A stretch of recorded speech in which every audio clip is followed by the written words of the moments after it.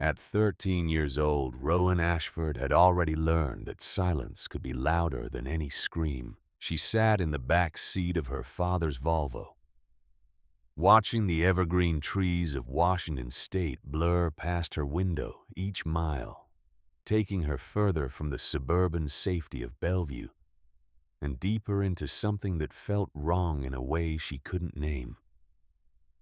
Her reflection stared back at her from the glass, pale and ghost-like, a girl caught between childhood and whatever came next, suspended in a moment that would split her life into before and after. The car smelled like her mother's lavender hand cream, and the faint metallic scent of her father's engineering blueprints, familiar smells that should have been comforting but instead felt like a lie. Everything felt like a lie now. 3 days ago, she had found the calendar. It was tucked inside her father's study, hidden beneath a stack of Boeing technical manuals marked with dates and symbols she didn't understand. But one thing had been clear: her name written in her mother's careful handwriting, and beside it, a date. Today's date. And a single word that had made her blood run cold. Transition. She had wanted to ask what it meant, had stood outside their bedroom door that night, hand raised to knock, listening to the low murmur of her parents' voices on the other side. But something had stopped her. Some instinct deep and primal that whispered if she asked the question, she might not survive the answer. So, she had said nothing. And now, here they were driving east on Highway 2, past the last gas station, past the last place where cell phone signals reached into the vast wilderness of the Cascade Mountains, where the trees grew so thick they blocked out the sun. Her father's hands gripped the steering wheel with a tension that made his knuckles white. Graham Ashford, aerospace engineer, rational man of science, pillar of their community, deacon at their church. His jaw was clenched so tight she could see the muscle jumping beneath his skin. And her mother, Dr. Eleanor Ashford, oncologist, healer of the sick woman who had devoted her life to saving others. She sat in the passenger seat staring straight ahead, her face a mask of something Rowan had never seen before. Not quite grief, not quite fear. Something harder, something that looked like resignation. "Mom," Rowan said quietly. Eleanor didn't turn around. "Mom, where are we going?" The silence that followed lasted 3 heartbeats too long. "Just a camping trip, sweetheart," her mother finally said, and her voice cracked on the word sweetheart, splintering like glass. "To celebrate your 13th birthday." But Rowan's birthday had been 2 weeks ago. A small party at home, cake from the grocery store. No friends invited, which had seemed strange at the time but made terrible sense now. The trees grew denser. The road narrowed. The sky disappeared behind a canopy of Douglas fir and western hemlock, ancient giants that had stood for centuries and would stand for centuries more, indifferent to the small human dramas that played out beneath their boughs. They turned onto a dirt road that wasn't on any map. Rowan had checked. She had her phone out until the signal died 15 miles back, tracking their route with the GPS, watching as the blue dot that represented her location moved further and further from civilization, from help, from everything she knew. The car slowed, stopped. The engine died, and in the sudden quiet, Rowan could hear her own heartbeat thundering in her ears. "Get out for a second," her father said, and his voice sounded like it was coming from somewhere very far away. Why? Rowan asked. Just do it. She had always been an obedient child. Straight-A student. Never talked back. Never caused trouble. But something in his tone made every instinct in her body scream to stay in the car, to lock the doors, to demand they turn around. Her mother turned then finally and looked at her daughter. Really looked at her. And in Eleanor's eyes, Rowan saw something that made her understand with perfect clarity that this was goodbye. I love you, her mother whispered, and tears ran down her face in silent streams. I need you to know that. Whatever happens next, I love you more than anything in this world. Mom, you're scaring me. Get out of the car, Rowan. Her hand moved on autopilot, reaching for the door handle, pushing it open. The air outside was cold, much colder than it should have been for early September, carrying the scent of pine and damp earth. And something older, something that smelled like endings. She stepped out onto the dirt road, her sneakers crunching on gravel. The forest pressed in on all sides, dense and dark and watching. She could feel it watching. Her father got out, too, walked around to the trunk, opened it, pulled out a backpack, one she had never seen before, old and worn and clearly packed with intention. Dad, what's going on? He wouldn't look at her. Couldn't. Just held out the backpack, arm extended, hand shaking. Take it, he said. I don't understand. Take the goddamn backpack, Rowan. She flinched at the sharpness in his voice. Graham Ashford never swore, never raised his voice. He was controlled, measured, precise in everything he did. But now he looked like a man coming apart at the seams. She took the backpack. It was heavy. Heavier than it should have been. Dad, please tell me what's happening. For a moment, she thought he might. His mouth opened. His eyes finally met hers. And in them she saw anguish so deep it looked like drowning. But before he could speak, her mother was there, getting out of the car, walking toward them with slow, deliberate steps. She put a hand on Graham's arm, and whatever he had been about to say died in his throat. This is the path, Eleanor said quietly, and her voice had changed, had taken on the flat, rehearsed quality of someone reciting from a script. The path to purification, the path to cleansing. What we do for love. What we sacrifice for salvation. The words sounded wrong coming from her mother's mouth. Foreign. Like a language Eleanor had learned but didn't truly speak. I don't understand, Rowan said again, and her voice was very small. You will, Eleanor said. In time, you will understand everything. Her mother reached into her pocket, pulled out something small, pressed it into Rowan's hand before Graham could see. Their eyes met, and Eleanor's lips moved, forming words without sound. Survive. Then she turned and walked back to the car. Graham stood frozen for a moment longer, and Rowan saw his throat work as he swallowed, saw his hands clench and unclench, saw him age a decade in the space of a single breath.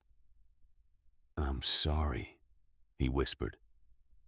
And then he was gone too, back in the driver's seat, engine starting, tires beginning to roll. Wait, Rowan said. The car moved forward. Wait, faster now, pulling away, leaving her standing alone on the dirt road with a backpack she didn't pack, and questions that had no answers. Wait, she ran, legs pumping, arms flailing, sneakers slipping on loose gravel as she chased after them, after her parents, after her life, after everything she had ever known. "Mom, Dad, please." But the car didn't stop, didn't slow, didn't even hesitate. It disappeared around a bend in the road, and the sound of the engine faded into the distance, growing fainter and fainter until it was swallowed completely by the vast indifference of the forest. And then there was nothing. Just silence. Just trees. Just a 13-year-old girl standing alone in the wilderness holding a backpack and a secret her mother had pressed into her palm. Rowan looked down at her hand, opened her fingers. A compass, old brass tarnished with age, but still functional. And on the back, engraved in Eleanor's handwriting, 3 words, "Follow the map." With shaking hands, Rowan opened the backpack. Inside, she found supplies.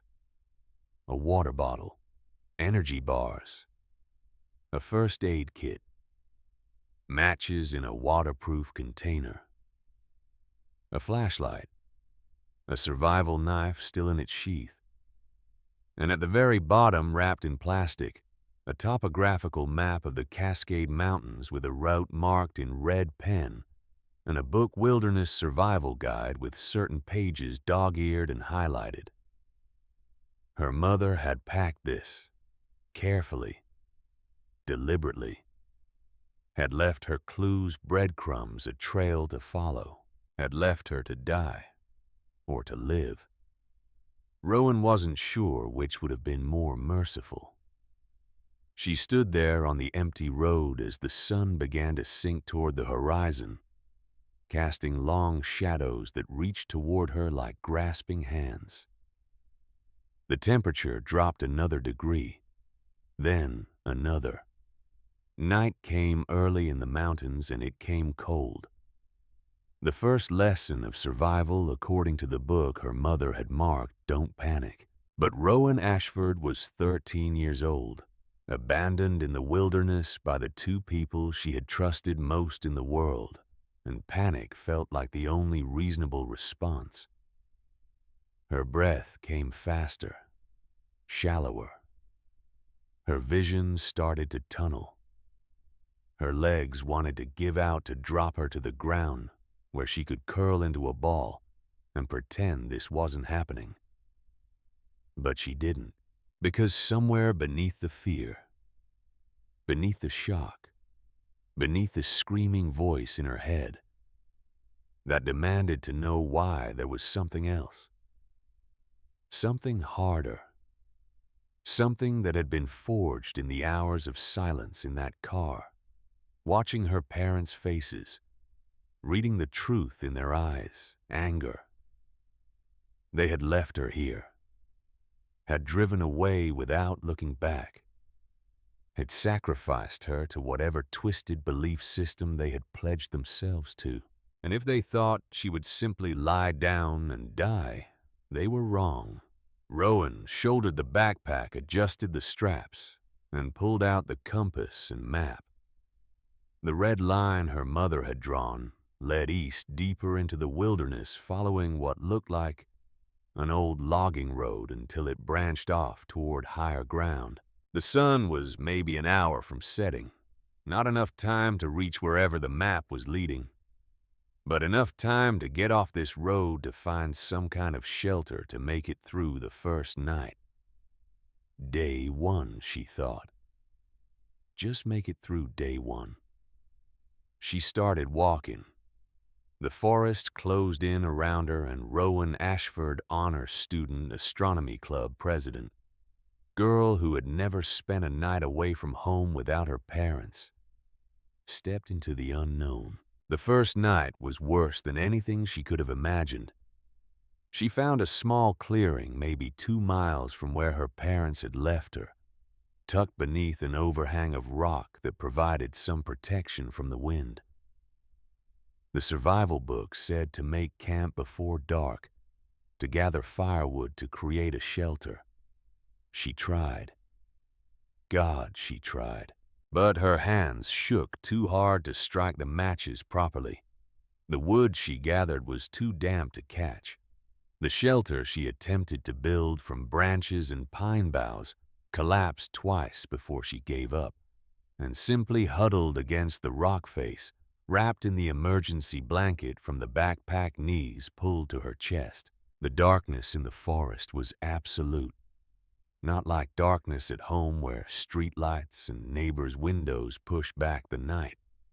This was primordial darkness, the kind that had existed before humans brought fire, before civilization, before anything.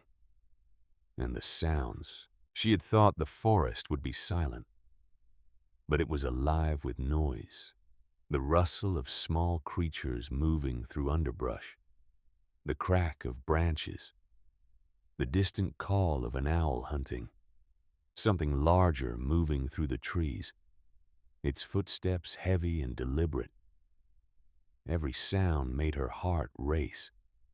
Every shadow made her imagine wolves, bears, mountain lions, things with teeth and claws that saw a 13-year-old girl as prey. She rationed one energy bar for dinner, chewing slowly, making it last, though her stomach cramped with hunger. The water bottle was half empty already. Tomorrow she would need to find a stream, would need to figure out how to purify water using the methods described in the survival book. Tomorrow.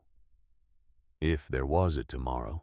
She pulled the book out, tried to read by flashlight, but her eyes kept blurring with tears she refused to let fall. Crying wouldn't help. Crying was a waste of water and energy and time. Instead, she forced herself to focus on the marked pages. Her mother had highlighted specific sections: how to find water, how to build a fire, how to identify edible plants, how to avoid hypothermia. And on one page in the margin, Eleanor had written a single line in pencil so faint, Rowan almost missed it. "You are stronger than you know." Was she? Was this something her mother truly believed, or just a platitude, something to assuage guilt for abandoning her only child in the wilderness? Rowan didn't know, couldn't know. All she knew was that she was alone and scared and colder than she had ever been in her life. She must have slept eventually, though she didn't remember falling asleep. One moment she was staring into the darkness, listening to the forest breathe. The next, pale gray light was filtering through the trees, and her body ached in ways she didn't know were possible. Day 2. She ate another energy bar, drank a third of the remaining water, studied the map tracing the red line her mother had drawn with one finger. It led east for another 5 miles, then north along what looked like an old game trail. The elevation increased gradually, climbing into the foothills, and at the end of the line, her mother had drawn a small X. What was there, Rowan didn't know, but it was the only direction she had. She packed up her meager camp, shouldered the backpack, and started walking. The day warmed as the sun climbed higher, burning off the morning mist that clung to the forest floor. Rowan followed the logging road until it began to fade, becoming less road and more suggestion, overgrown with brush and saplings. She found the game trail her mother had marked, narrow but passable, winding between massive Douglas firs that must have been centuries old. Her legs ached. Blisters formed on her heels where her sneakers rubbed. But she kept moving, checking the compass constantly, making sure she stayed on course. Around midday, she heard it. The sound of running water. She followed the sound off the trail, pushing through dense undergrowth until she found the source. A small stream, maybe 3 feet wide, flowing over smooth stones, crystal clear and ice cold. Rowan dropped to her knees beside it, hands shaking as she pulled out the water bottle. The survival book said to purify any water before drinking. But she was so thirsty, so desperately thirsty, and the water looked clean. She filled the bottle, hesitated, looked at the purification tablets in the first aid kit. Do it right, she told herself. Do it the way Mom marked in the book. She added 2 tablets to the water, shook the bottle, waited the prescribed 30 minutes, while her throat burned with thirst. When the time was up, she drank, and it was the best thing she had ever tasted. She refilled the bottle, purified it again, drank again, filled it one more time for the journey ahead. As she knelt by the stream, something caught her eye. Footprints in the soft mud of the bank. Small footprints. Human footprints. Recent. Rowan's heart stopped. She wasn't alone out here. Someone else had been at this stream, recently enough that the prints hadn't been washed away or filled in by animals. Another hiker. A park ranger, someone who could help. Or something worse. She thought of the calendar in her father's study. Transition. The cult her parents had mentioned. The purification circle. Were there others out here watching, waiting? Rowan stood, quickly backing away from the stream eyes, scanning the forest. Nothing moved. No sound but the water and the wind in the trees. She forced herself to breathe, to think. The prints were small, smaller than her own. Could be a child. Could be someone who needed help as much as she did. Or could be nothing. Could be old prints she was misreading. She marked the location on her map, making note of it, then continued on her way. More cautious now, more aware that she might not be as alone as she thought. Day 2 became day 3. Another night huddled beneath her emergency blanket this time, with a small fire she had finally managed to coax into existence. Another morning of aching muscles and rationed food. But she was still moving, still following the red line, still alive. On day 3, the terrain began to change. The forest grew denser, older. The trees here were massive, their trunks wider than her father's car, their branches creating a canopy so thick that the ground beneath was perpetually in shadow. The trail became harder to follow. Sometimes it disappeared entirely, forcing Rowan to rely on the compass and her best guess about where the path might continue. She climbed over fallen logs, pushed through thorny brush that tore at her clothes, and skin waded through marshes that soaked her shoes and made her feet feel like blocks of ice.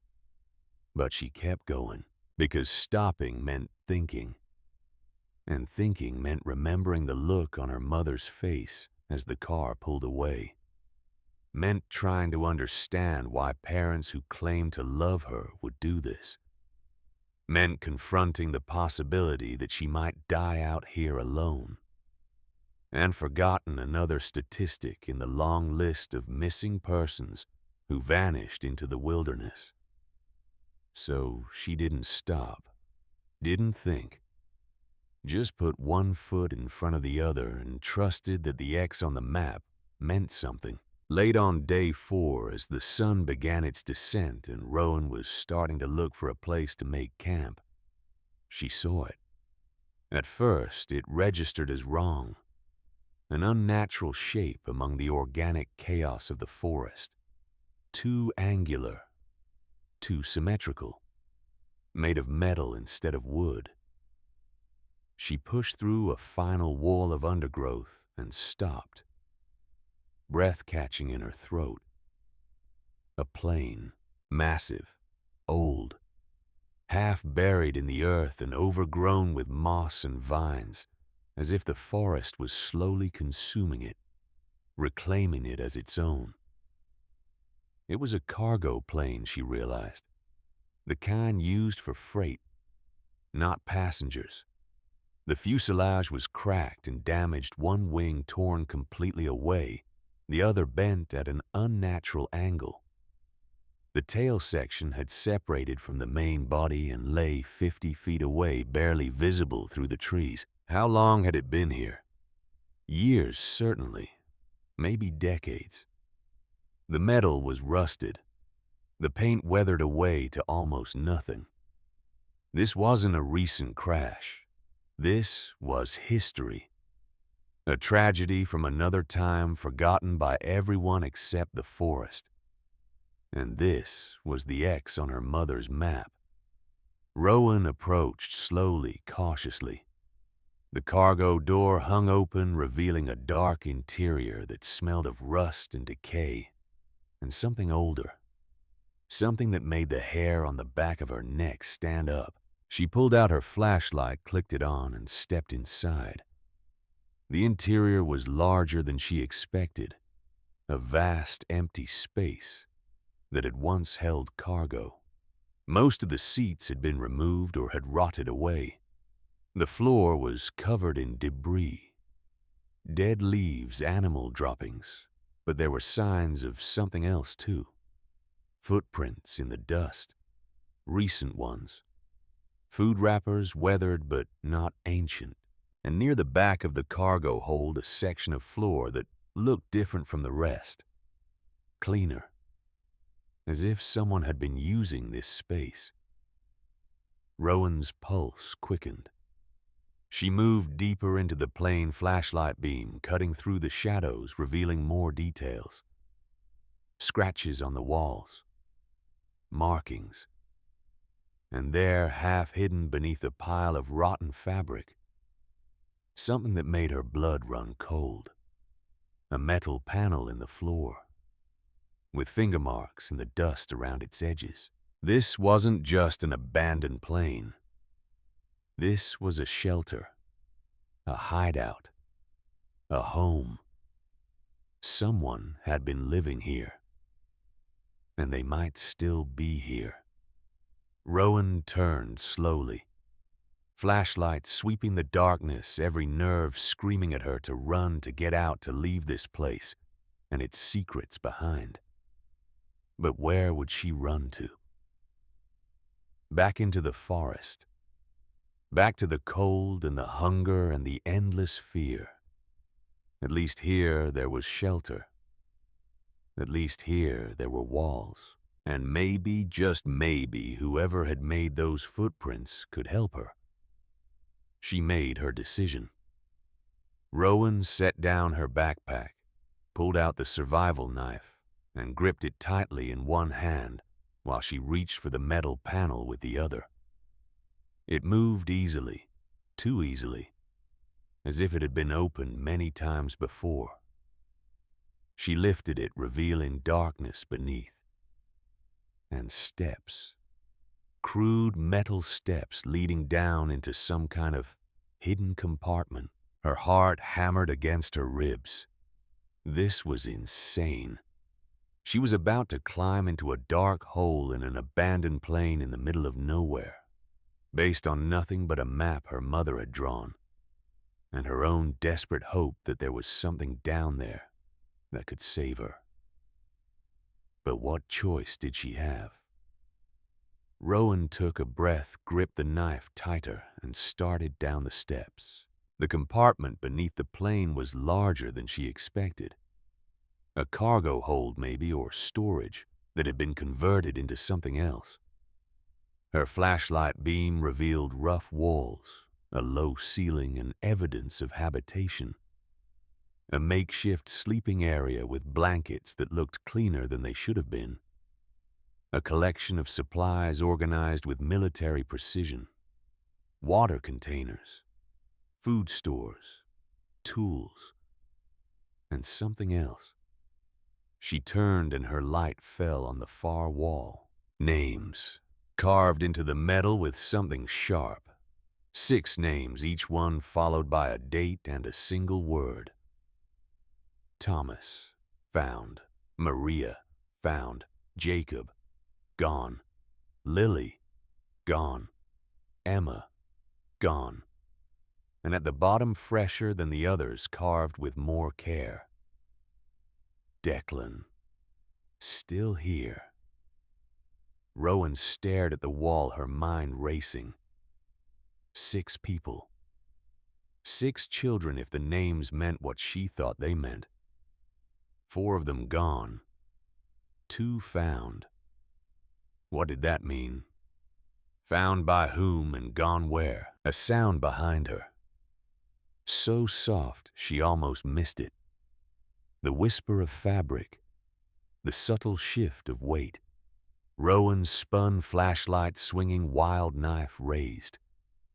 And there in the shadows at the edge of the light she saw him.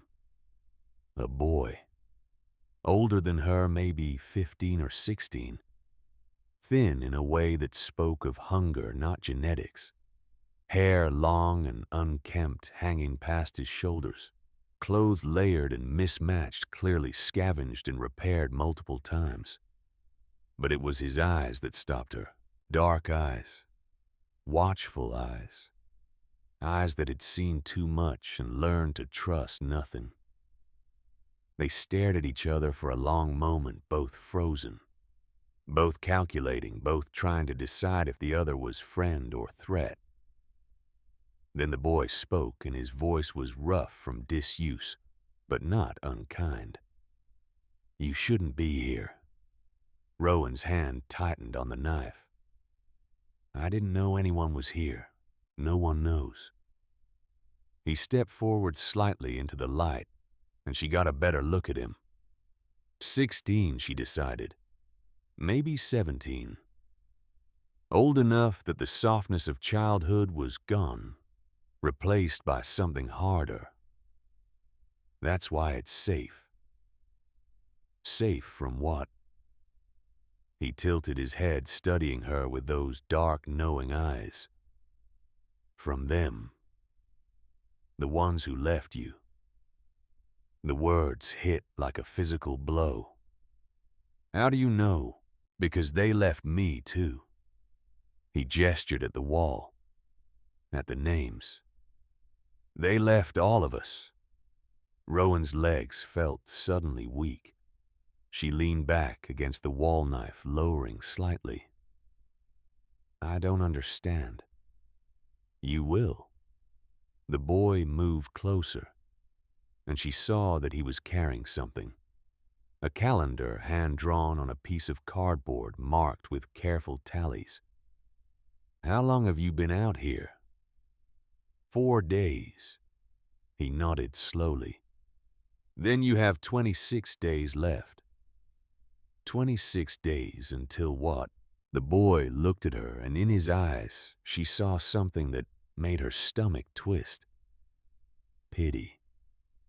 Until they come back, he said quietly. They always come back. On day 30. Every single time. I don't understand what you're talking about. Who's they? What happens on day 30?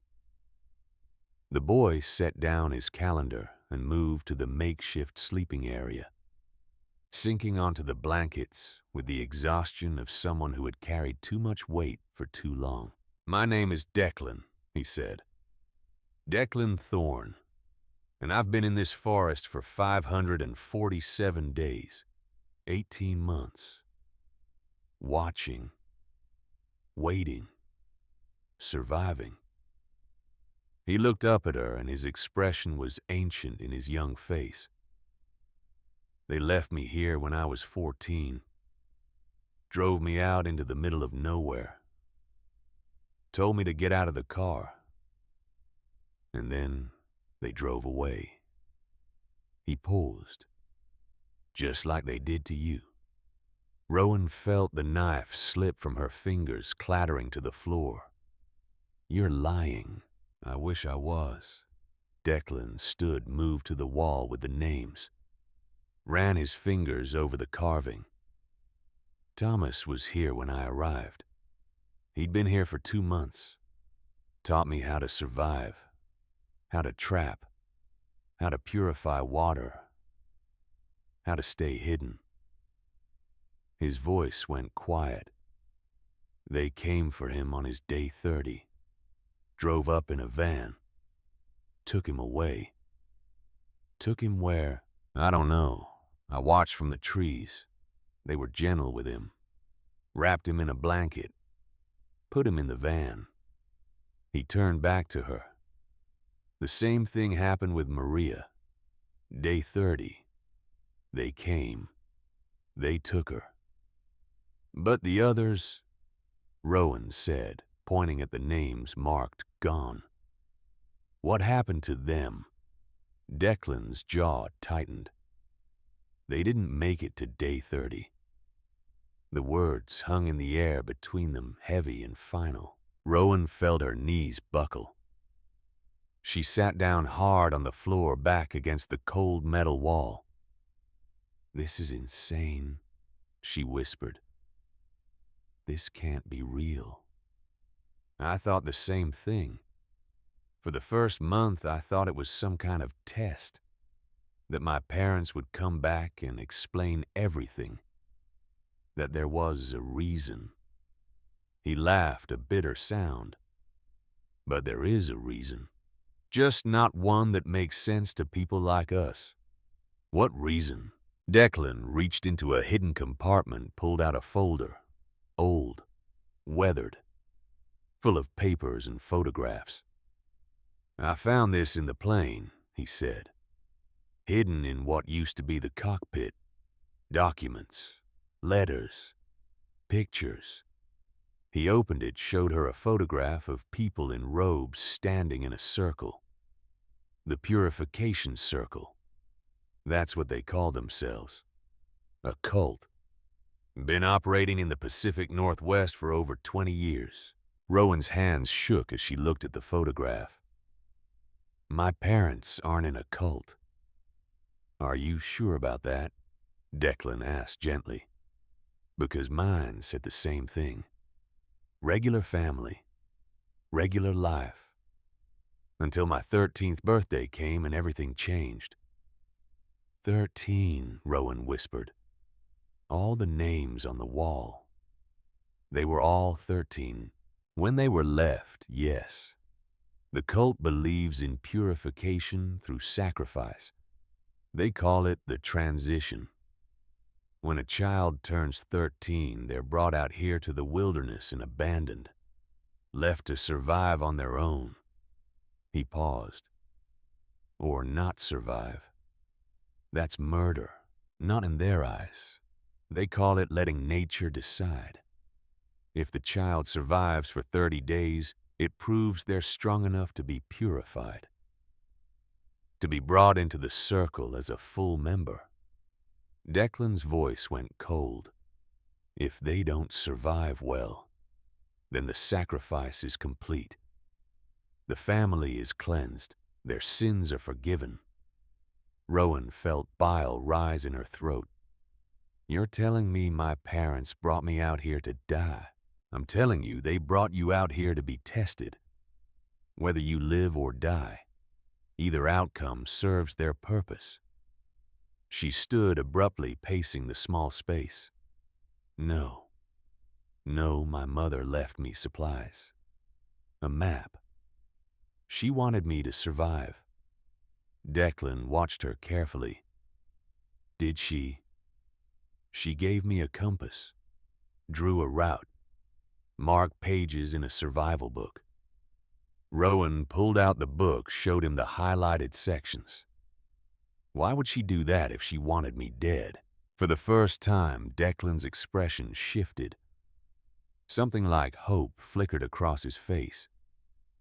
"Can I see that?" He took the book, studied the marked pages, the notes in the margin. His fingers traced Eleanor's handwriting with something approaching reverence. "Your mother was trying to save you," he said quietly. Mine did too, in small ways. Left a better jacket than I should have had. Made sure there were matches in my pack. He looked up at her. Some of them don't want to do it, but the cult doesn't give them a choice. There's always a choice. Is there? Declan handed back the book. What do you think they threatened? What do you think they promised these people? They're not monsters, they're believers. And that makes them dangerous in ways monsters could never be. Rowan sank back down, her mind reeling. 4 days ago, she had been a normal girl with a normal life. Now she was in a hidden compartment beneath a crashed plane talking to a boy who had survived alone in the wilderness for 18 months, learning that her parents belonged to a cult that sacrificed children. It was too much, too insane, too impossible to process. I don't believe you, she said, but her voice lacked conviction. You don't have to believe me, Declan said. You just have to survive 26 more days. If you make it that long, you'll see for yourself. And then what? They take me away, turn me into one of them. Maybe.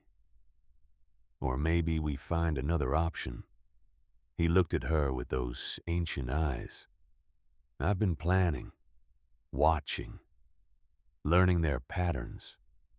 And I think there might be a way to stop them. To get out of here. To expose what they're doing.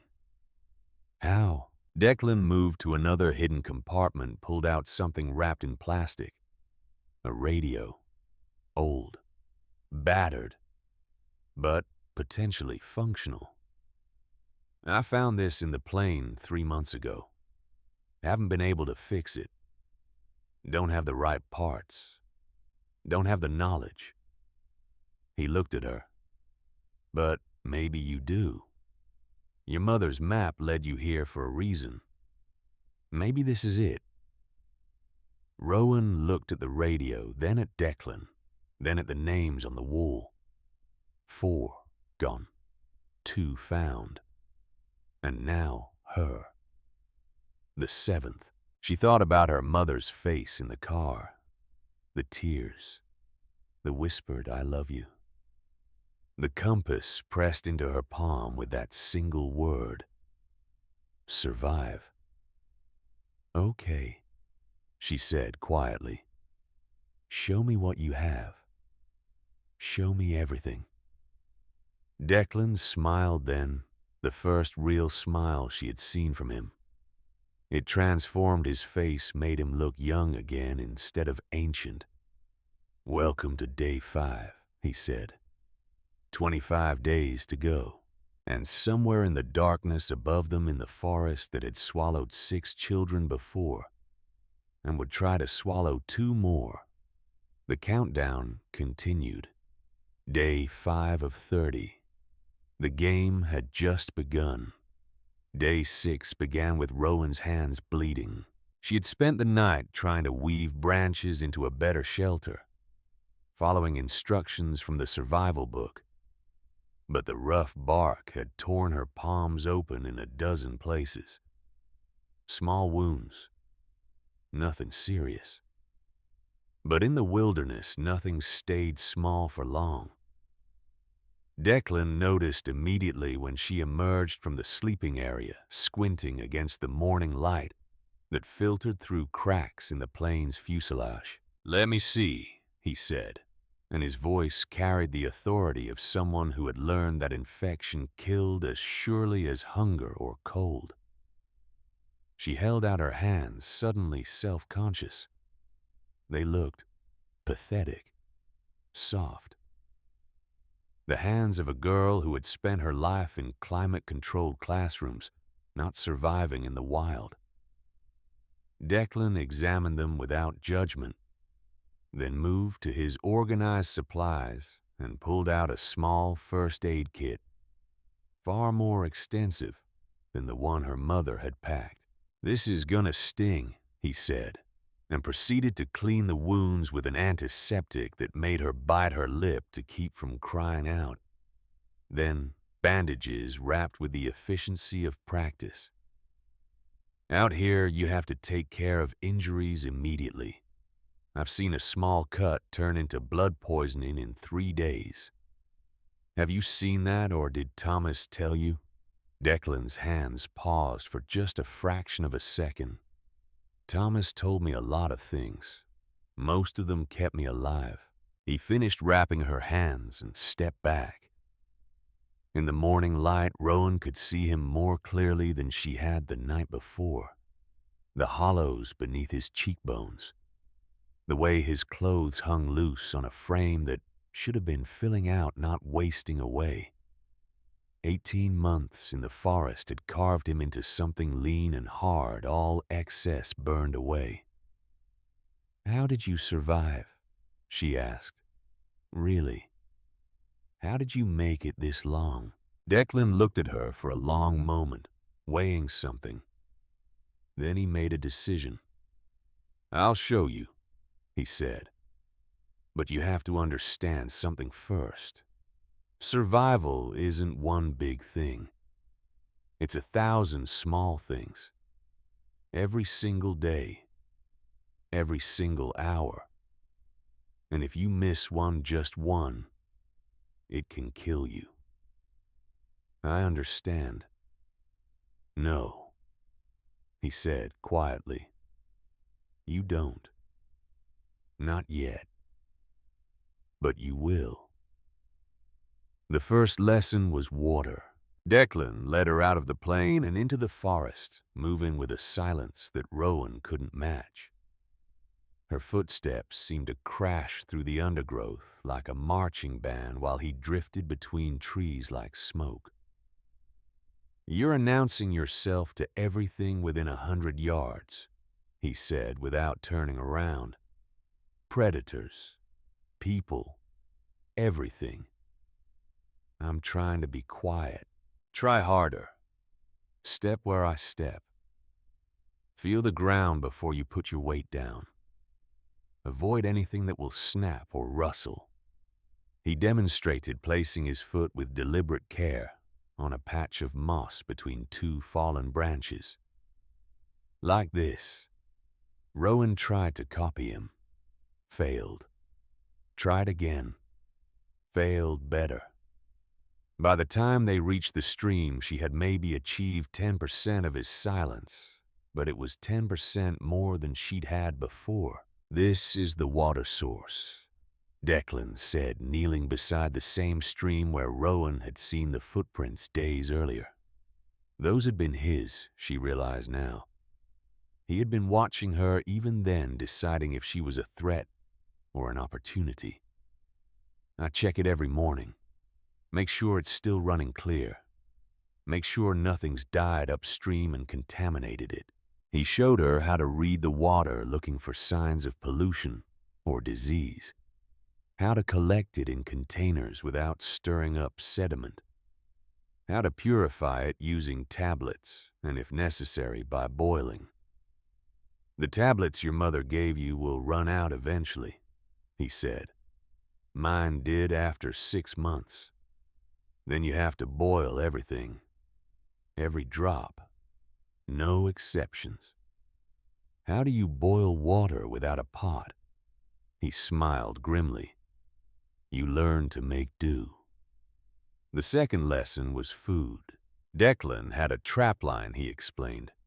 12 snares scattered through the forest in a rough circle around the plain, each one carefully hidden and checked twice daily. "Rabbits, mostly," he said as they walked the line. "Sometimes squirrel. Once I got a grouse, but that was luck more than skill." The first 3 traps were empty. The fourth held a rabbit dead for maybe an hour, still warm. Rowan looked away as Declan reset the snare, her stomach churning. "You're going to have to get used to this," he said, not unkindly. "Out here, squeamishness is a luxury you can't afford." "I know. Do you—" He held up the rabbit. "Because this is dinner. And breakfast tomorrow.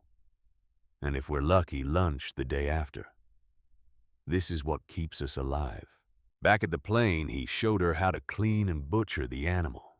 Rowan forced herself to watch, to learn, even as her hands shook and her stomach threatened rebellion. The survival book had diagrams, but diagrams didn't prepare you for the reality of blood and viscera, the intimate violence of turning a living thing into meat. "The first time I did this, I threw up," Declan said as he worked with quick, efficient movements. "The second time, too. By the 10th time, it was just something I did, like brushing my teeth used to be." "How many times have you done it now?" He didn't answer, which was answer enough. They cooked the rabbit over a small fire, carefully controlled and placed beneath a natural vent in the plane's damaged fuselage to disperse the smoke. Another lesson: fire was life, but fire was also a signal, and signals could bring the wrong kind of attention. The meat was tough and gamey, nothing like the chicken from the grocery store that Rowan's mother used to prepare. But it was protein. It was calories. It was survival. And it was the best thing Rowan had eaten in 6 days. Days 7 through 10 blurred together in a rhythm of lessons and labor. Declan taught her to move through the forest without leaving obvious trails, to recognize edible plants, and more importantly, to recognize the poisonous ones that could kill her. To build a fire in 3 different ways, from matches to friction to flint and steel. He showed her his food cache hidden in a waterproof container buried 30 yards from the plane. Nuts he had gathered in the fall, roots, dried meat wrapped in cloth, a feast by his standard, starvation rations by hers. "This is my insurance," he said. "If something happens to the trapline, if I get injured and can't hunt for a while, this is what keeps me breathing." Rowan absorbed it all with desperate intensity. Every lesson, every trick, every hard-won piece of knowledge that Declan had paid for with 18 months of solitude and fear. And slowly, grudgingly, she began to improve. Her hands learned to tie knots without thinking. Her eyes learned to read the forest, to spot the subtle signs of game trails and water sources. Her body learned to move with something approaching Declan's efficiency, wasting no energy, every movement purposeful. On day 11, she caught her first rabbit. It was pure luck, a young one that had stumbled into a snare she had set under Declan's supervision. But when she checked the trapline that morning and found it there, struggling weakly against the wire, something fierce and primitive surged through her chest. Pride. She had done this. She had taken the knowledge Declan had given her and applied it. And now there was food because of her actions, her skill, her determination. Declan found her standing there, staring at the trapped rabbit with an expression he couldn't quite read. "Good placement," he said. "Right on the game trail, just like I showed you." "I did this," Rowan said softly. "You did. I can survive out here." He looked at her, then really looked at her, and something shifted in his expression. Respect, maybe. Or recognition. "Yeah," he said. "Maybe you can." That night, they ate rabbit that Rowan had caught and cleaned herself, and for the first time since her parents had driven away, she felt something other than fear and grief. She felt capable. Day 12 brought the first real conversation. They were sitting by the fire after dinner, the radio between them. Declan had been showing her the internal components, explaining what was broken and what might be salvageable. "You said they took Thomas and Maria," Rowan said, breaking a silence that had stretched comfortable and long. "On day 30. But you're still here." Why didn't they take you? Declan's jaw tightened. I hid. Thomas told me what was coming. Made me promise that when they arrived, I'd stay hidden, stay quiet no matter what. But if they're your parents, they're not my parents anymore, he said, and his voice carried a finality that closed that door. The people who drove me out here and left me to die. They're strangers who look like my parents. The real ones, the ones I knew, they died the day they joined that cult. Rowan thought about her own mother's face in the car. The tears. The whispered apology. I don't think it's that simple, she said quietly. No. Declan looked at her. Then explain it to me. Explain how love and abandonment can exist in the same action. Explain how they can claim to care about us while leaving us to die of exposure or starvation or worse. I can't explain it, but I saw my mother's face. She didn't want to do it, but she did it anyway. He poked at the fire with a stick, sending sparks spiraling upward. That's the part that matters. Not what they wanted, what they did. The words hung between them, brutal in their simplicity. Do you hate them? Rowan asked. Declan was quiet for a long time. I did. For the first few months, hate was all I had. It kept me warm when the fire went out. Kept me moving when my body wanted to quit. He paused. But hate's exhausting. You can't sustain it forever. Eventually it burns out, and you're left with something else. What? Nothing, he said. Just empty space where they used to be. Rowan looked at her bandaged hands, thinking about her own parents. Her father's trembling grip on the steering wheel. Her mother's desperate gift of supplies and hope. I don't want to feel nothing, she said. Then you're stronger than me, Declan replied, because nothing is the only way I survived. Days 13, 14, 15 passed in a blur of survival and small victories. Rowan's trapline produced consistently now. She could start a fire in under 5 minutes. She had memorized the edible plants in a 3-mile radius around the plane. And slowly, carefully, she had been studying the radio. Declan had been right. It was broken. But broken wasn't the same as unfixable. The problem was corrosion.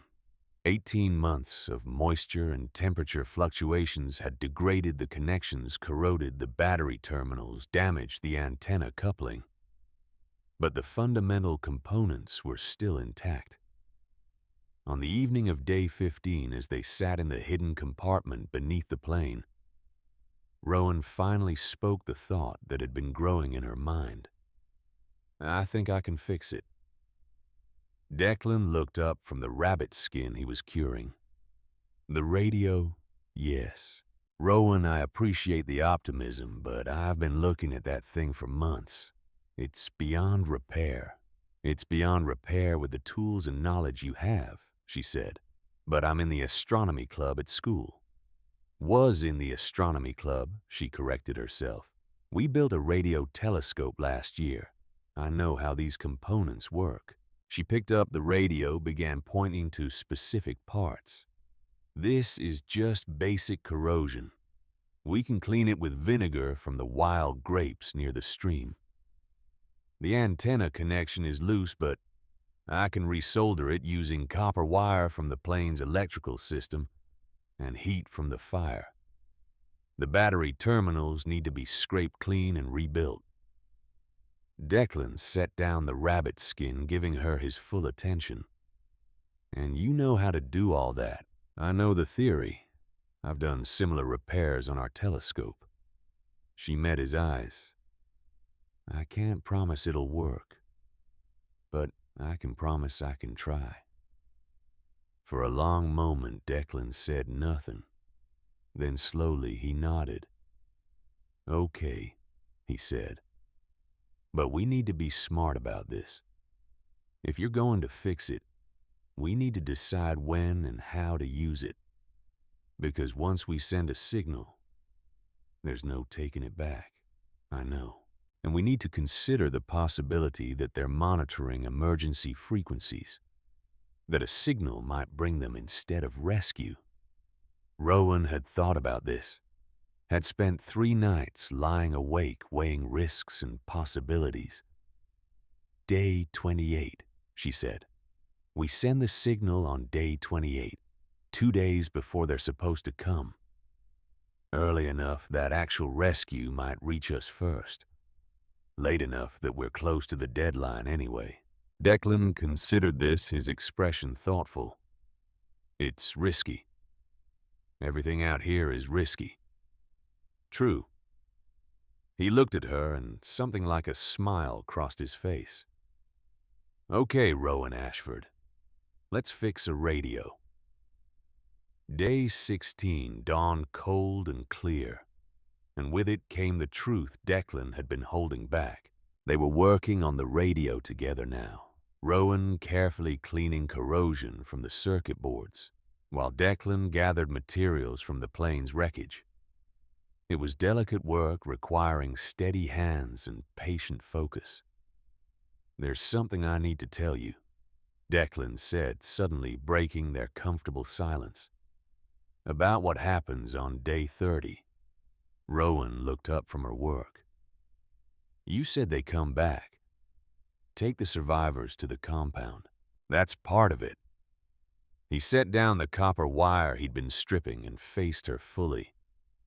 "But it's not the whole truth." The weight in his voice made her stomach clench. "What's the rest?" Thomas explained it to me before they came for him.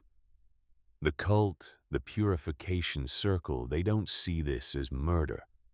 They see it as a test, a way for nature to judge whether a child is worthy. Worthy of what? Of purification. Of becoming a full member of the circle.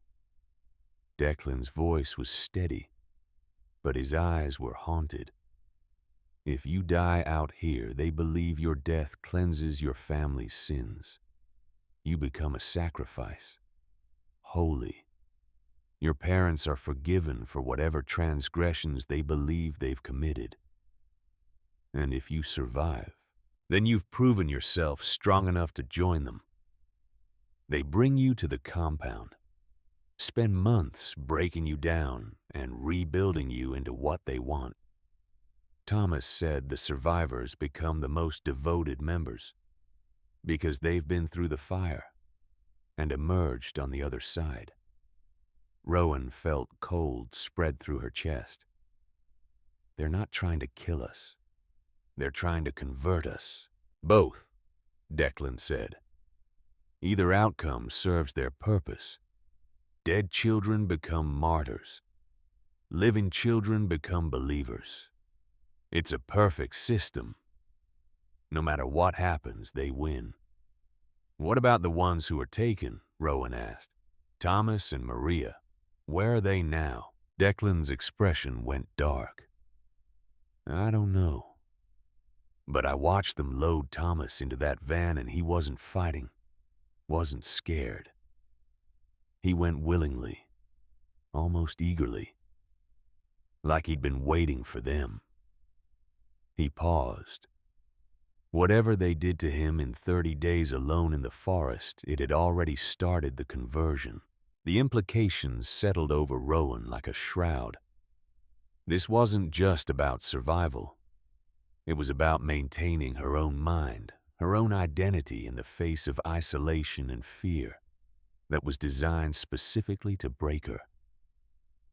"How did you resist?" she asked quietly. "Thomas warned me, told me what to expect.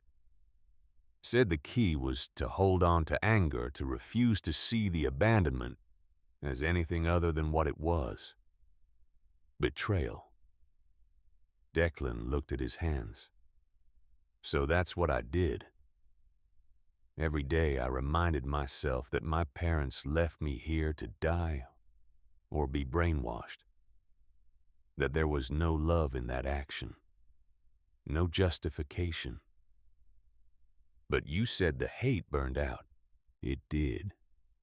But by then I'd been alone so long that I'd found other reasons to survive. Spite mostly. The determination to outlast them, to expose what they'd done. He gestured at the radio. This is my revenge, staying alive long enough to destroy them. Rowan thought about her mother's note in the survival book. You are stronger than you know. Was that love speaking or manipulation? A genuine desire for her daughter to survive, or just another layer of the cult's psychological warfare? She didn't know. Couldn't know. All she could do was what Declan had done. Survive. Hold on to herself. And refuse to let them win. Okay, she said, returning to the radio with renewed focus. Then let's make sure we get the chance. Days 17 through 20 became a race against time. Rowan worked on the radio with obsessive focus, taking it apart and rebuilding it piece by piece. Declan helped where he could, but this was her area of expertise, and he knew it. He became her hands, gathering materials she needed while she directed the work. Copper wire stripped from the plane's damaged electrical system. A small container for the vinegar they made from wild grapes, using it to clean away corrosion. Solder fashioned from melted metal and pine resin. A new battery housing constructed from aluminum scavenged from the fuselage. It was painstaking work. Every connection had to be perfect. Every component tested and retested. On day 18, Rowan made a discovery that changed everything. She was tracing the radio's circuit board, trying to understand its original frequency range, when she noticed something. A modification. Someone had deliberately limited the device to only transmit on certain frequencies. This isn't a normal emergency radio, she said, showing Declan. Look at this. These circuits have been deliberately disabled.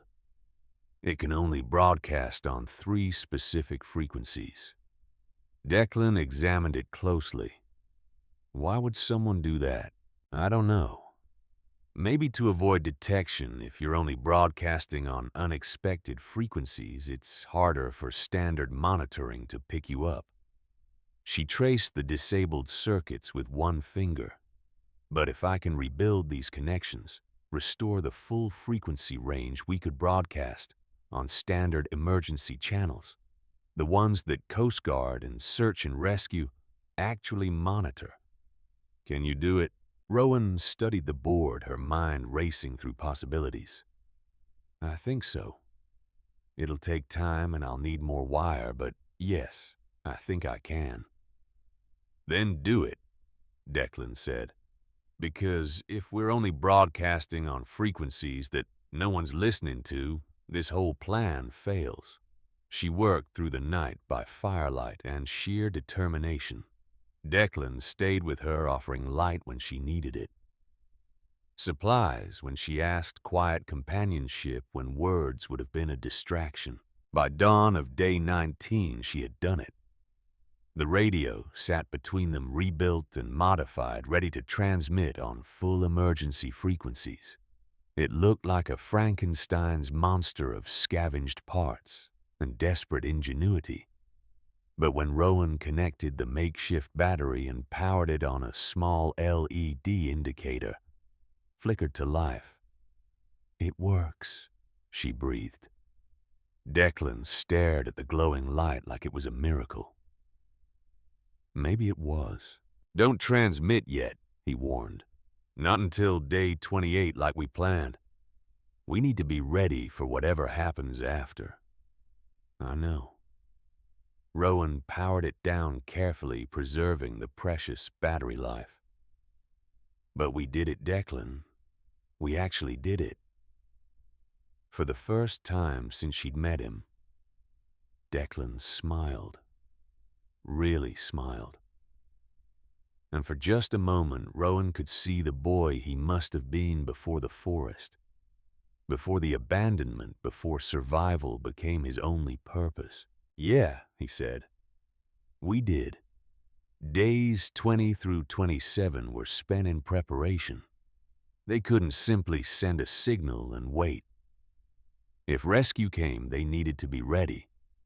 If the cult came instead, they needed to be ready for that too. Declan showed Rowan his defensive preparations. Crude traps around the plane's perimeter designed to slow down anyone approaching. Hidden paths through the forest that only they knew. Emergency supply caches buried in locations only they could find. If they come and we have to run, he explained, we need to be able to survive on the move. No coming back here. No standing and fighting. We run, we hide, and we wait for actual rescue to arrive. They practiced evacuation routes, timed how fast they could grab essential supplies and disappear into the forest, marked rally points where they could regroup if separated. Rowan had never thought of herself as tactical or strategic. She was a girl who liked telescopes and physics, who solved problems with math and theory, not action and preparation. But the forest had changed her. Survival had changed her. By day 25, she could move through the woods almost as quietly as Declan, could read terrain and weather with an intuition she hadn't known she possessed, could make decisions under pressure that 3 weeks ago would have paralyzed her. The girl who had stepped out of her parents' car was gone. In her place was someone harder, someone who had learned that strength wasn't about not being afraid. It was about being afraid and doing what needed to be done anyway. On the evening of day 27, they sat together in the hidden compartment, the radio between them, counting down the final hours. Tomorrow morning, Rowan said. 6 a.m. We transmit on all emergency frequencies simultaneously. 3-minute burst. Then we power down and wait. And if nothing happens, Declan asked, we transmit again at noon and again at 6 p.m. We keep transmitting every 6 hours until someone responds. And if the cult responds instead of rescue, Rowan met his eyes. Then we run, and we keep running until the real rescue finds us. Declan nodded slowly. I've been alone for 547 days. Tomorrow might be the day that ends. Or begins, Rowan said. Depending on who's listening. They sat in silence for a while, each lost in their own thoughts. Outside, the forest settled into its nocturnal rhythms. Inside, 2 children who had been left to die, prepared to fight for their lives. Rowan, Declan said eventually, no matter what happens tomorrow, thank you. For what? For reminding me that I'm not the only one. That what happened to me, what's still happening, it's not normal. It's not okay. He looked at the names carved into the wall. For 18 months I've been surviving.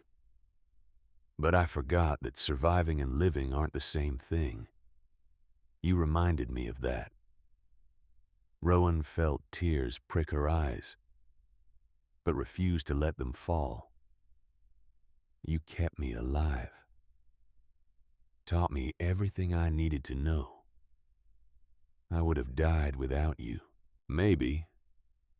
Or maybe you would have figured it out. You're smarter than I am. Braver, too, in some ways. I'm not brave. I'm terrified. Brave isn't the absence of fear, Declan said. It's being terrified and doing it anyway. And tomorrow we're going to be very brave. They slept that night in shifts, one always awake and watching the radio kept safe between them, like a holy artifact. Because that's what it was, really. Their last hope. Their best chance. Their message in a bottle cast into the electronic void. Day 28 arrived with a dawn that was pink and gold beautiful in a way that seemed almost cruel, given what the day might hold. At exactly 6 a.m., Rowan powered on the radio. Her hands shook as she adjusted the frequency, ensuring it would broadcast across all emergency channels. Declan stood beside her tense as a drawn bowstring watching the forest through gaps in the plane's damaged fuselage. She keyed the microphone, spoke clearly calmly the way she'd practiced. This is an emergency distress call. 2 miners 13 and 16 years old stranded in the Cascade Mountains approximately 40 miles east of Stevens Pass. GPS coordinates 47.74 north, 121.12 west. We require immediate rescue. Repeat, this is an emergency distress call. She repeated the message twice more, then powered down to conserve battery. Now we wait, she said. They didn't have to wait long. At 4 p.m. they heard it. The distant thrum of rotor blades cutting through air. A helicopter. Rowan and Declan scrambled out of the compartment, emerging into the fading afternoon light. The sound was growing louder, closer, coming from the west. Could be Coast Guard, Rowan said, hope surging in her chest. Could be search and rescue. But Declan's face had gone pale. It's too fast, too direct, like they already knew exactly where to look. The helicopter came into view, small and black, moving with predatory purpose directly toward their location. And that's when they saw, the second one, larger, orange and white. Coast Guard markings visible even at this distance, approaching from the north. 2 helicopters. 2 very different helicopters. Oh, God, Rowan whispered. They both heard the signal. Declan grabbed her arm. The Colt helicopter will get here first. We have maybe 5 minutes. Maybe less. What do we do? His eyes met hers, and in them she saw the decision already made. We run. We hide. And we pray the Coast Guard finds us before they do. They grabbed their emergency packs and disappeared into the forest, leaving the radio behind, leaving the shelter that had kept them alive, leaving everything except each other, and the desperate hope that rescue would come before capture. Behind them, the black helicopter descended toward the clearing where the plane lay hidden. Ahead of them, the forest waited dark and deep, and offering no promises. And somewhere between predator and savior, Rowan Ashford and Declan Thorne ran for their lives, counting down the final hours of a game they had never asked to play. Day 28 of 30. The endgame had begun. They ran, not the panicked sprint of prey fleeing a predator, but the calculated movement Declan had taught her over 3 weeks of survival. Fast, but controlled. Quiet despite the speed. Following paths, they had marked terrain they knew, using every advantage the forest could give them. Behind them, the black helicopter descended. Rowan could hear it even through the trees, the rotor wash bending branches, the landing skids touching down somewhere near the plane. How far to the rally point? She gasped, her lungs burning. Half a mile, Declan replied, not even breathing hard. 18 months had given him endurance she couldn't match. Can you make it? I don't have a choice. They crashed through undergrowth, splashed across a shallow creek, climbed a ridge thick with Douglas fir. The rally point was a rock formation Declan had discovered months ago, a natural shelter that couldn't be seen from the air and was nearly impossible to approach without making noise. They reached it just as voices echoed through the forest behind them. Male voices. Adult voices. Calling out names that made Rowan's blood run cold. Declan Thorne, your parents are here. It's time to come home. And worse. Rowan Ashford. Your mother is worried about you, sweetheart. Come out and we'll take you home. Declan pressed a finger to his lips. His eyes fierce. They wedged themselves deep into the rock formation, pulling branches and debris over the opening, creating a hide that had worked for him before and would have to work again. The voices grew closer, footsteps crunching through the forest. At least 3 people, maybe more, spreading out in a search pattern. Rowan's heart hammered so hard, she was certain they could hear it. She focused on breathing slowly, quietly, the way Declan had taught her. In through the nose, out through the mouth. Don't panic. Don't move. Don't make a sound. A man walked past their hiding spot so close Rowan could have reached out and touched his boot. He was middle-aged, fit, wearing outdoor gear that looked expensive. In his hand, a radio crackled. "Sector 3 clear," he said into it. "No sign of the girl. Thornboy probably has her at one of his camps. He's been evading us for over a year. Knows this forest better than we do." The radio crackled back. "Pastor Caldwell says to keep searching. The Coast Guard helicopter is 15 minutes out. We need to find them before official rescue arrives. 15 minutes. That was all the time they had to wait. Just 15 minutes, and the real rescue would be here. But 15 minutes was an eternity when every second stretched like hours. The searcher moved on his footsteps, fading. Rowan and Declan stayed frozen, barely breathing, counting the minutes in heartbeats. 10 minutes passed. Then 12. The voices grew more distant as the search moved away from their position. The cult members growing desperate as their window closed. At 14 minutes, they heard it. A different sound. Louder, more official. The heavy rotors of the Coast Guard helicopter approaching fast. And then, cutting through the forest, sounds a voice amplified by a megaphone. "This is the United States Coast Guard. We have received a distress call from this location. If you can hear this, make your presence known. We are here to help." Rowan looked at Declan. His eyes met hers. A silent question. She nodded. They emerged from their hiding place and ran toward the sound of salvation. Rowan screaming at the top of her lungs. "Here, we're here, help us." The forest erupted with movement. The cult searchers converged on their position from 3 different directions, running now, abandoning stealth for speed. But the Coast Guard crew had heard her. The helicopter banked hard, its spotlight cutting through the trees, finding them. Finding the cult members, pursuing them. "Stay where you are," the megaphone voice commanded. "Coast Guard rescue in progress. All other personnel stand down." The cult members slowed, stopped. Faced with actual authority, actual consequences, they couldn't maintain the fiction anymore.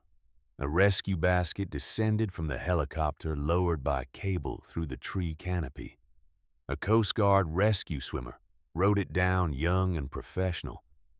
and representing everything Rowan had dreamed about for 28 days. "Are you Rowan Ashford and Declan Thorne?" he shouted over the rotor noise. "Yes," Rowan shouted back. "Yes, that's us. Anyone injured?" "No, but those men." She pointed at the cult members frozen in place by the spotlight. "They're not here to help. They're the ones who left us here. They're part of it." The rescue swimmer's expression went from professional concern to something harder. He spoke into his radio rapid fire, calling for law enforcement backup. "Okay," he said, turning back to them. "We're getting you out of here. Now." They secured Rowan first, strapping her into the rescue basket. As she rose toward the helicopter, she looked down at the forest that had been her prison and her forge for 4 weeks. At Declan, still on the ground, watching her ascend with an expression of stunned disbelief. At the cult members standing impotent in the spotlight, their careful system exposed and broken. And at the black helicopter abandoned now, its occupants scattered into the trees. The basket reached the helicopter's door. Strong hands pulled her inside, wrapped a thermal blanket around her shoulders. She was shaking, she realized. Shaking so hard her teeth chattered. "You're safe now," a female crew member said, her voice kind. "You're safe." But Rowan couldn't feel safe. Not yet. Not until the basket descended again. Returned with Declan, his face blank with shock, his body rigid as they secured him and brought the helicopter up and away. As they climbed into the sky, Rowan looked out of the window and saw vehicles arriving below. Police cars. Federal vehicles with FBI markings. The machinery of justice mobilizing in response to 2 children's desperate signal. Declan sat across from her, wrapped in his own thermal blanket, staring at nothing. 18 months he had survived alone. 547 days of isolation and fear and desperate hope. And now it was over. Rowan reached across the gap between them and took his hand.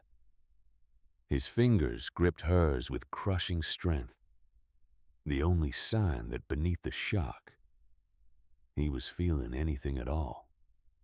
"We made it," she said, knowing he probably couldn't hear her over the rotors, but needing to say it anyway. "We actually made it." The helicopter banked west toward civilization, toward medical care, toward answers and justice, and all the complicated aftermath of survival. Behind them, the forest fell away dark and vast and indifferent. Day 28 was ending. Day 1 of everything else was beginning. The hospital was a sensory assault after 4 weeks in the wilderness. Bright lights that hurt Rowan's eyes. The chemical smell of disinfectant. The constant beeping of monitors. The soft voices of nurses and doctors asking questions she struggled to answer through the fog of exhaustion and shock. They separated her from Declan immediately, taking him to another room for his own evaluation. Rowan wanted to protest, to demand they stay together.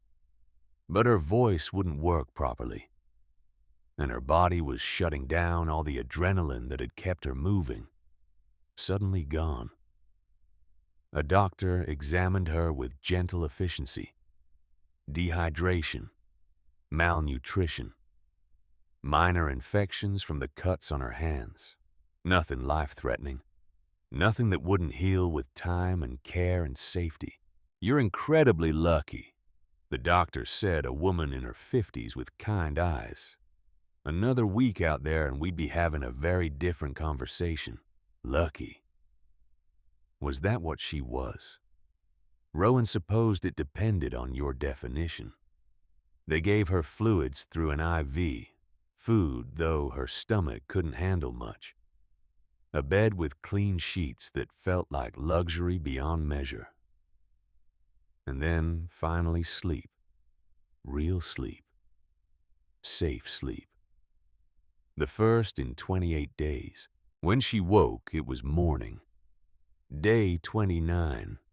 Sunlight streamed through the hospital window, warm and gentle, and her mother was sitting in a chair beside her bed. Eleanor Ashford looked like she had aged a decade in 4 weeks. Her hair, usually carefully styled, was pulled back in a messy ponytail. Dark circles bruised the skin beneath her eyes. Her hands twisted together in her lap, restless and anxious. When Rowan's eyes opened, Eleanor gasped a sound of relief so profound it was almost painful to hear. "Rowan," she whispered. "Oh, God, Rowan." For a long moment, Rowan said nothing.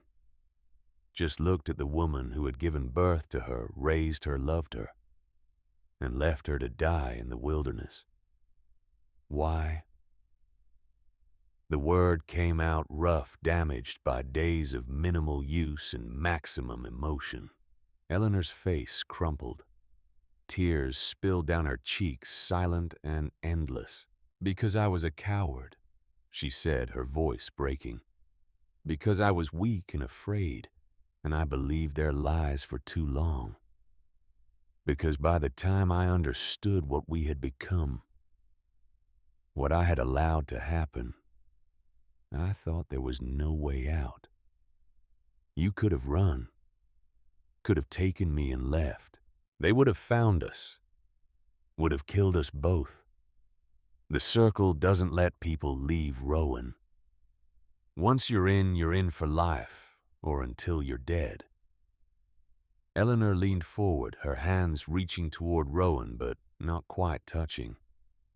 "But I couldn't let them just kill you. Couldn't let the forest take you without giving you a chance. The map, the supplies, the survival book. I gave you everything I could without them noticing. Everything I knew that might keep you alive." Eleanor's voice dropped to almost a whisper. "And then I did something else, something more dangerous."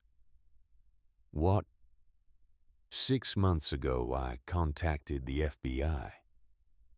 The words hung in the air between them, heavy with implication. "I told them everything I knew about the Purification Circle, the locations, the members, the rituals. But I had no proof, no documentation, nothing they could use to justify a raid." Eleanor finally reached out, took Rowan's hand in both of hers. "So I made a deal. I would help them build a case from the inside. And in exchange, when the time came when you were left in the forest, they would be ready to respond to your distress signal." Rowan felt her understanding of the last 4 weeks shift and reorganize. "You knew I would send a signal. I prayed you would. I gave you everything you needed to survive long enough to try. The map that led to the plane where Declan was hiding. The survival skills to make it through the 30 days. The knowledge that you're smart enough, strong enough to find a way out." Eleanor's grip tightened. "And I prayed that Declan would help you, that you wouldn't be alone." "You knew about Declan." "I knew there had been others. Knew that at least one had survived longer than the 30 days was living in that forest, evading the Circle's attempts to find him." Eleanor's voice was steady now, driven by the need to make Rowan understand. "I couldn't tell you. Couldn't give you any information that the Circle might extract if they interrogated you after. But I could lead you to where he was. Could give you the best chance of survival." Rowan processed this, her mind working through the implications. "The FBI was listening for my signal. The moment you broadcast, they knew. Coast Guard was scrambled immediately. and FBI teams moved into position around the known circle locations, waiting for the cult to make their move. Eleanor's eyes were fierce now, no longer just apologetic but proud.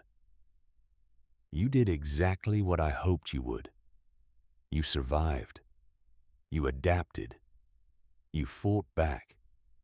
And in doing so, you gave us the evidence we needed to destroy them. Dad, Rowan said. Where is he? Eleanor's face hardened. In federal custody, being charged along with 46 other Circle members with child endangerment, conspiracy to commit murder, kidnapping, and a dozen other charges. Did he know about you and the FBI? No. The word was final. Graham is a true believer. He would have stopped me if he'd known. Would have reported me to the Circle, and they would have killed me before I could talk. She paused. I don't know if he can be saved from what he's become, but I know you can. You are my daughter, and you are stronger than any cult, any belief system, any twisted ideology.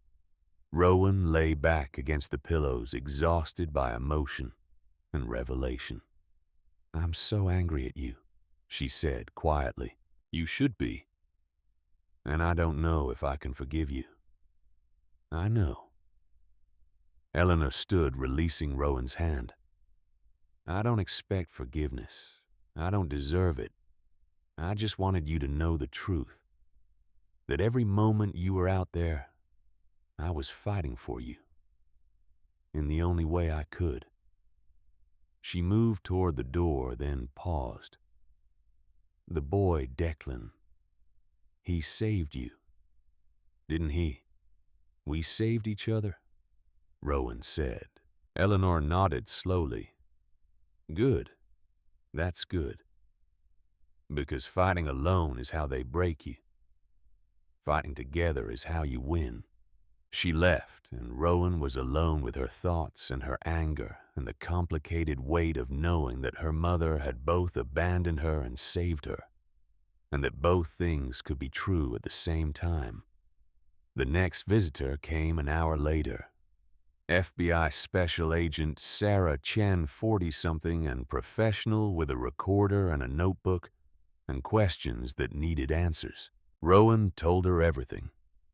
The abandonment, the survival, meeting Declan, the names on the wall, the radio repair, the signal, the chase.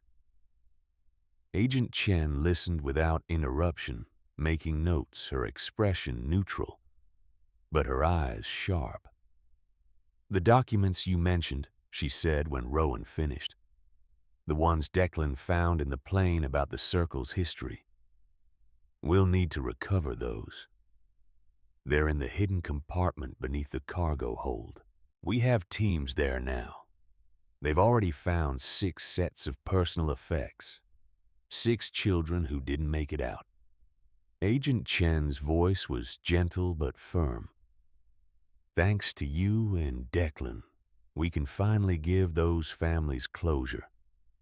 And thanks to your mother's cooperation, we can ensure this never happens again. How many? Rowan asked. How many children were left in that forest? 11 that we know of. Over the past 5 years. 4 died. 2 were retrieved on day 30 and indoctrinated into the Circle. 3 are still missing, possibly living under assumed names. And 2. She looked at Rowan with something like admiration, refused to be victims. What happens now? Now we finish building the case. We've already executed search warrants on the Circle's compound in North Bend and 17 private residences. We've seized documents, computers, financial records. We have your testimony and Declan's. And we have your mother's insider knowledge. Agent Chen closed her notebook. The purification circle is finished. Pastor Jerome Caldwell and his inner circle will spend the rest of their lives in federal prison. And my father will face justice. The extent of his involvement is still being determined. But at minimum, he'll serve significant time for child endangerment and conspiracy. She paused. I'm sorry. I know that's not easy to hear. It wasn't. But it was true. And Rowan had learned in the forest that survival sometimes meant accepting hard truths and moving forward anyway. 6 months later, United States District Court for the Western District of Washington convened for the trial that had captured national attention. Rowan sat in the witness box, 14 years old, now no longer the girl who had stepped out of her parents' car, but not quite yet who she would become. She wore a dress her mother had bought her clothes that fit her. Changed body, her stronger frame. The courtroom was packed. Media in the designated section, families of the other victims, and seated in the defendant's section, 47 members of the Purification Circle, including Pastor Jerome Caldwell and Graham Ashford. Rowan's father wouldn't look at her, hadn't looked at her once during the entire trial, as if by not seeing her, he could deny what he had done. But Pastor Caldwell stared at her with eyes that burned with unshakable conviction. Even now, even facing life in prison, he believed. And that Rowan realized was the most terrifying thing of all. The prosecutor, a sharp woman named Margaret Torres, stood before her. Miss Ashford, can you tell the court what happened on September 15th of last year? Rowan took a breath and began to speak. She told them everything, not with tears or drama, but with the calm clarity of someone who had stared death in the face and refused to blink. She described the car ride, the abandonment, the terror of that first night. She told them about finding the plane, about Declan, about learning that she wasn't the first and wouldn't be the last. She told them about the names on the wall. Thomas, Maria, Jacob, Lily, Emma. Children whose only crime was turning 13. And she told them about the choice she had made. Not to give up, not to give in, but to fight back with intelligence and determination and the refusal to let them win. When she finished, the courtroom was silent. Thank you, Miss Ashford, Prosecutor Torres said quietly. No further questions. The defense attorney stood an expensive suit and calculated sympathy. Miss Ashford, isn't it true that your parents provided you with survival supplies? Yes. A map, a compass, food and water, medical supplies. Yes. So they weren't actually trying to kill you, were they? They were giving you tools to survive. Rowan looked at the attorney, then at her father, then back. If you put a child in the middle of the ocean with a life raft and some supplies, you're still trying to drown them, she said. You're just letting the water do it for you. The courtroom erupted. The judge called for order. The defense attorney sat down his strategy in ruins. Declan testified next. Older, now almost 18, starting to fill out with regular meals and safety. He spoke with the same calm authority he had shown in the forest, describing his 18 months of survival in detail that made several jury members wipe their eyes. When asked why he had helped Rowan, his answer was simple: because no one should face that alone. Because the only way to beat them was to prove they were wrong. That we weren't just sacrifices or converts. That we were people. And people help each other. The trial lasted 3 weeks. The jury deliberated for 6 hours, guilty on all counts.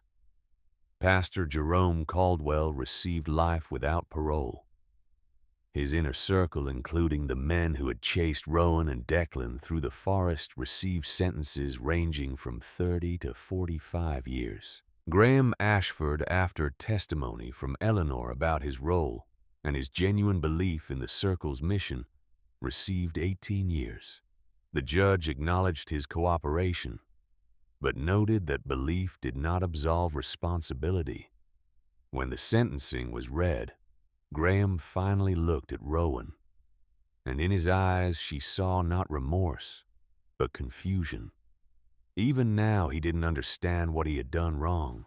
Eleanor testified for the prosecution, detailing the circle's operations with clinical precision. Her immunity deal held. No charges.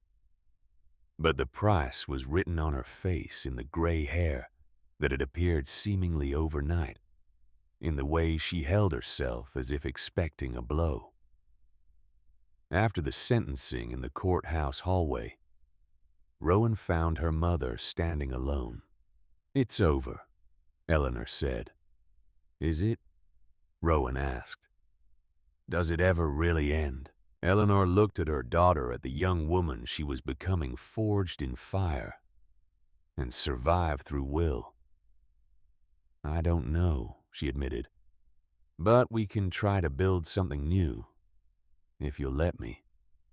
Rowan thought about the 28 days in the forest, about Declan's lesson that hate eventually burned out, leaving only empty space. But empty space could be filled with something else, something better. "Okay," she said. "We can try." Eleanor's face crumpled with relief, and for the first time in months, Rowan let her mother hug her. Let herself be held. Let herself, just for a moment, be a daughter instead of a survivor.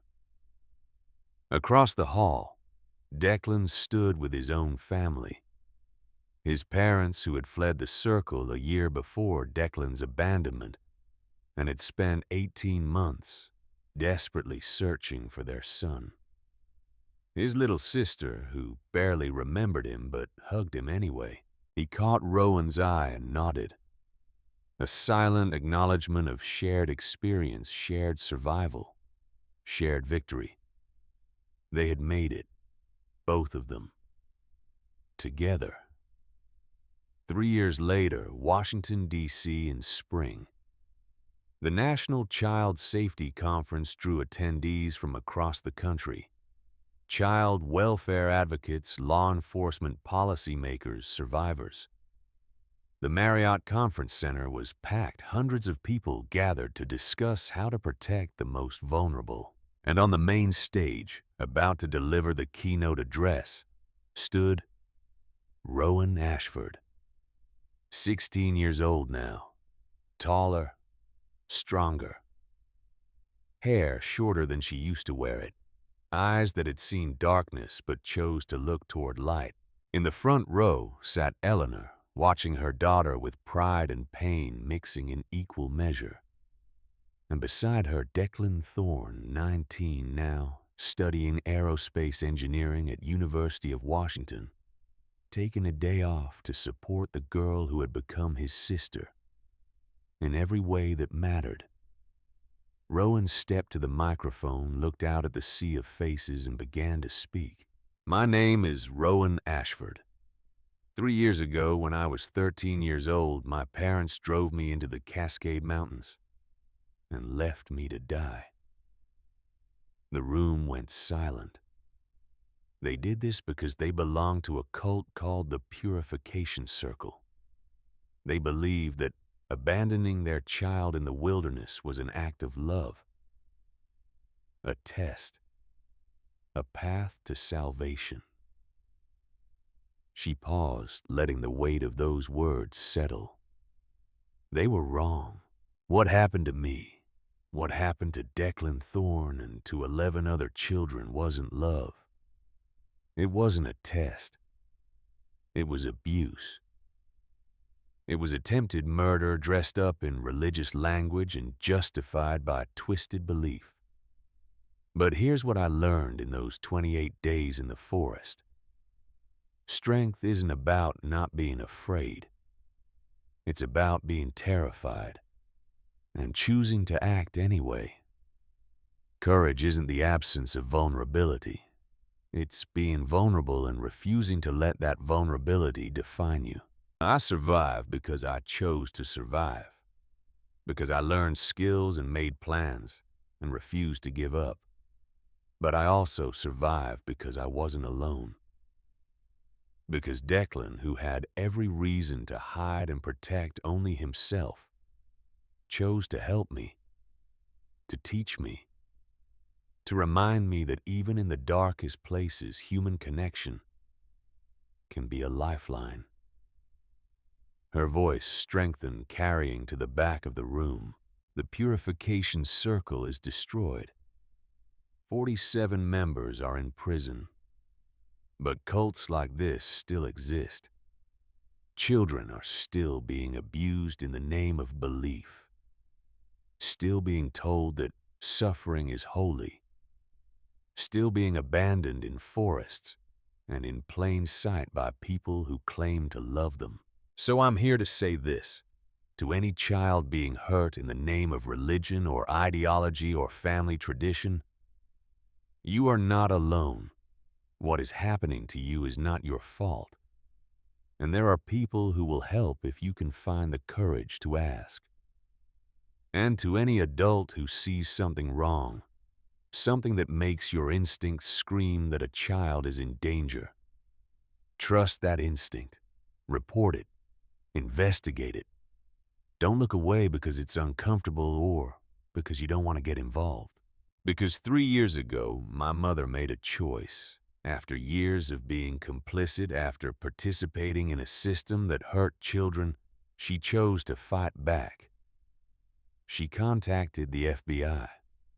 She helped build a case from the inside. She gave me tools to survive. And then she brought the cavalry. Rowan looked directly at Eleanor, who was crying silently in her seat. Was it enough to erase what she did? No. Will I ever fully trust her the way I did before? Probably not. But she made a choice when it mattered most to prioritize my life over her fear. And that choice saved me. She turned back to the audience. So make that choice. Every day, choose children over comfort. Choose action over complicity. Choose to be the person who stands between a child and harm, even when it's hard. Especially when it's hard. 3 years ago, I learned that I could survive in the wilderness with nothing but my wits and will. But the greater lesson was this. We survive better together. We heal better together. We build a safer world together. Thank you for listening. Thank you for caring. And thank you for choosing every day to be part of the solution. The applause started slowly, then built to a roar. People stood, wiped their eyes. Some openly wept. Rowan stepped back from the microphone and walked off the stage where Declan was waiting. "Good speech," he said. "You wrote half of it," she replied. "Maybe, but you lived all of it." He smiled, ready for the next part. What next part? The memorial. We're planting the trees today, remember? She had almost forgotten. Or maybe she had been trying not to think about it. They drove north from D.C., Eleanor at the wheel. Declan in the passenger seat. Rowan in the back, watching the landscape change from city to suburb to rural farmland. 4 hours later, they arrived at a small park in rural Virginia, not far from where one of the circle's victims, Jacob, had lived before his disappearance. His parents were there, and Maria's grandmother, and Lily's aunt, and Thomas's younger brother, grown now in his 20s. The families of the children who hadn't made it home. They gathered around 6 young trees already planted in a circle, a memorial, a living reminder. Rowan moved to stand before the 2 smallest trees planted that morning. "Jacob," she said, quietly reading the small plaque. "Age 13, gone but never forgotten. Lily, age 13, her light endures." She knelt, placed her hand on the earth around Lily's tree. Thought about a girl she had never met, whose name carved in metal had been her first proof that this nightmare was real. "I'm sorry I never knew you," she whispered, "but I promise you mattered. Your life mattered. And because of you, because of what happened to you, we stopped them. You helped save everyone who came after." Eleanor stood beside her, silent. Declan on the other side. The families formed a circle around the trees. This strange congregation of survivors and mourners bound together by tragedy but choosing to remember with hope. Thomas's brother spoke first. "My brother was brave, scared but brave. And I hope wherever he is now he knows that his story helped end this, that he wasn't forgotten." Others spoke. Maria's grandmother, Jacob's mother, her voice shaking. Lily's aunt reading a poem the girl had written in 5th grade about wanting to be an astronaut. When it was Rowan's turn, she stood and faced the circle. I didn't know any of them, but I lived in the shadow of what happened to them, saw their names, walked the same forest, felt the same fear. She took a breath. They deserve better.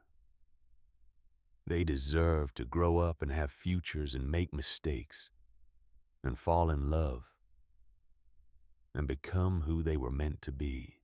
They didn't get that, but the rest of us did. And the only way to honor them is to live fully, to refuse to let fear win, to build the kind of world where what happened to them can never happen again. She looked at Eleanor. That means holding people accountable even when we love them, especially when we love them.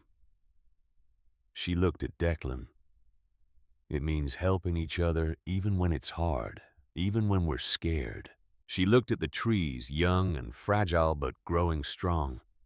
And it means remembering. Always.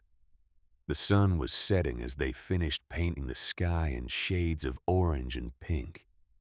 The families dispersed slowly, some staying to sit with the trees, others walking back to their cars, with the weight of grief made slightly lighter by acknowledgement. Rowan, Eleanor, and Declan were the last to leave. "Mom," Rowan said as they reached the car, "have I forgiven you?" Eleanor went still. "I don't know. Have you?" Rowan thought about 3 years, about therapy sessions and hard conversations and slowly rebuilt trust, about watching her mother testify, watching her face consequences, watching her work every day to be worthy of a second chance. "Not completely," Rowan said honestly. "I don't know if I ever will completely. What you did was too big. The betrayal was too deep." Eleanor nodded, pain evident in her eyes. "But," Rowan continued, "you gave me life twice. Once when you bore me. Once when you gave me the tools to survive and the pathway to rescue. And I think that has to count for something." "What does it count for?" Eleanor asked quietly. Rowan stepped forward and took her mother's hand. "It counts for this. For trying. for building something new on the wreckage of what was, for being my mother again, even though the relationship can never be what it was. Eleanor's face crumpled.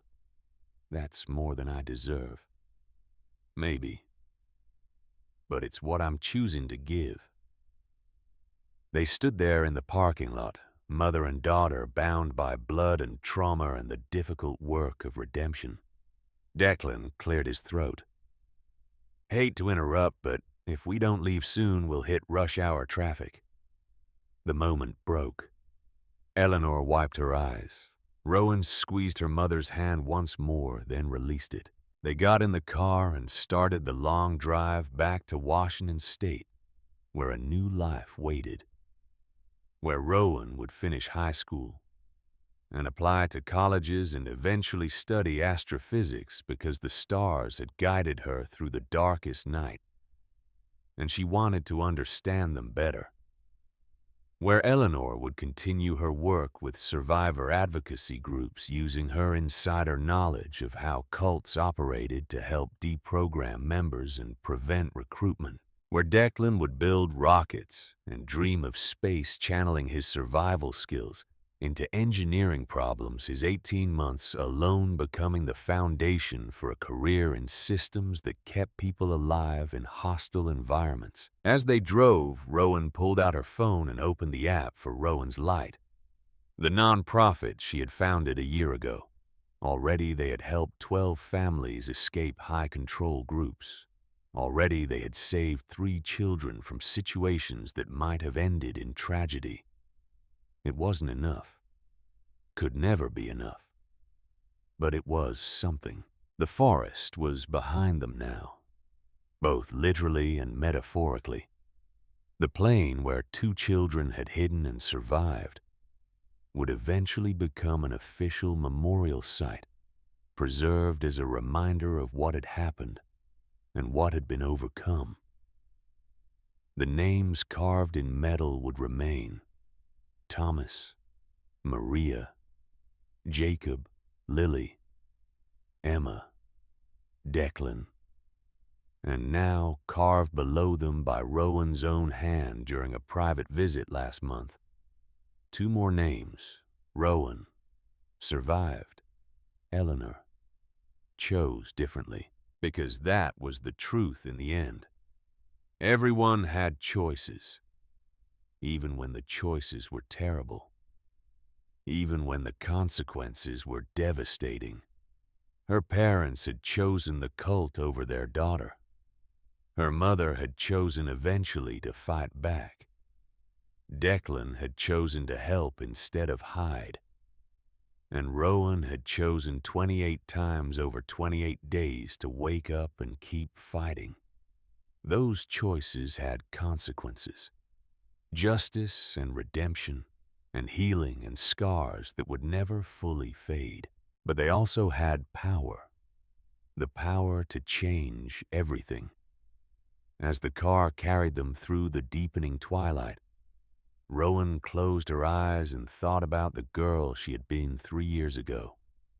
13 years old. Terrified. Abandoned. That girl was gone. Had died in the forest and been reborn as something harder, something stronger, something that understood both the depths of human cruelty and the heights of human courage. She missed that girl sometimes. Missed her innocence, her unquestioned trust, her simple belief that parents always protected their children. But she wouldn't go back, couldn't go back, because the person she had become forged in fear and survival, and the refusal to surrender that person had the strength to help others, to speak truth. To stand in front of hundreds of people and say, this happened, this was wrong, and we can do better. The forest had tried to kill her. Instead, it had made her unbreakable. And in the end, that made all the difference. Rowan Ashford was 16 years old. She had survived 28 days in the wilderness. She had exposed a cult. She had saved lives. And she was just getting started.